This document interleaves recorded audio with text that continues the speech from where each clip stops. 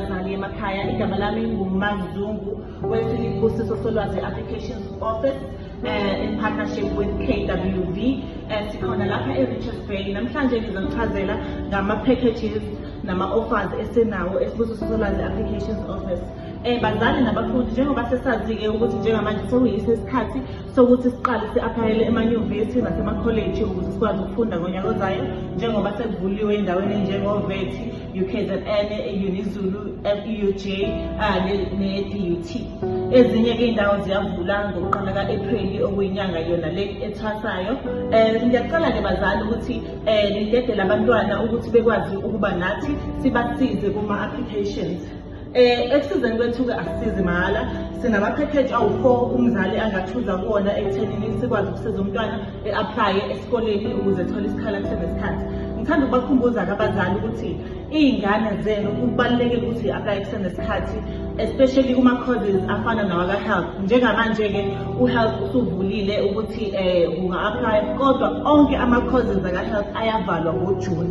So umntwana wakho uma emisela ukwenza i-nursing, pharmacy, dentistry, ufuna ukuba udokotela, ukwenza o-medicine, ngiyacela ukuthi aplaye manje ngoba ngoJune kuyavalwa uku-aplaya, emva kwalokho angeke sakwazi uku-aplaya.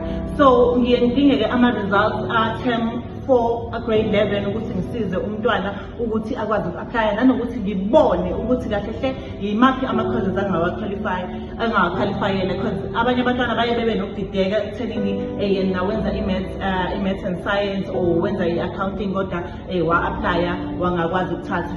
Sisiza lapho-ke thina ngoba ukuthi u-aplayile ngoba wenza isifundo esithize usiphasa ngo-level 3 akusizi. Siye sibukeke ukuthi i-university ne-university noma institution ne-institution ifuna ama-point amangakanani. So that's where I go in, because umntwana nga-aplaya kodwa aplaye ngendlela okungeyona, ngokungabuki iy'dingo nama-minimum points adingakalayo. Lapho ey'tshela ukuthi thina ngoba uyaphasa uyakhwalifaya, kanti cha akunjani.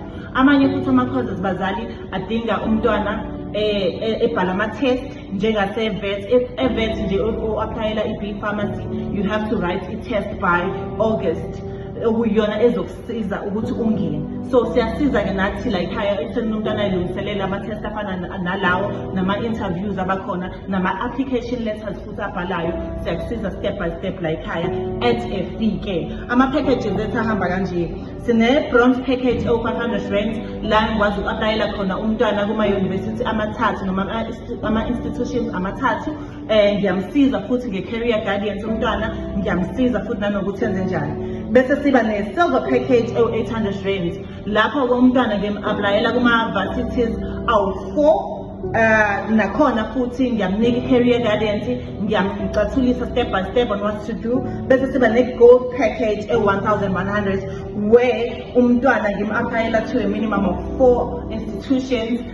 Ngimsize kwi-career guidance nakhona, ngimsize futhi nokubhala ama-application letters, ngimsize nokuprepare ama-interviews if needed depending on the course umntwana afuna ukuyithatha nokuyenza ngaleso sikhathi. Sibe ne-platinum package ewu-1.5. Ngiyayithanda-ke le package because it includes yonke into. Actually la umntwana-ke usuke nami 24/7, whatever umntwana wakhe ayidingayo ngisuke ngikhona on call 24/7. Ngiyamsiza ukum-aplayisa, ngiyamsiza ukum-aplayela ama-bursaries, NSFAS, CAO, and on private institutions, because siyazi bazali ukuthi akuwo wonke institutions are included on the CAO. So if ufuna uku-aplaya kuma-universities afana no-UCT, VET, UJ, awuyikho leyo varsity, it's not included on your CAO. So kubalulekile ukuthi umntwana abe nalo lonke lolo lwazi, okuwukuthi-ke siyasikhipha i-stress from you mzali, usilethisa kumina, ngibuka ama-marks omntwana, ngikwazi ukumluleka ngendlela ukuze akwazi uku-aplaya ngendlela. So-ke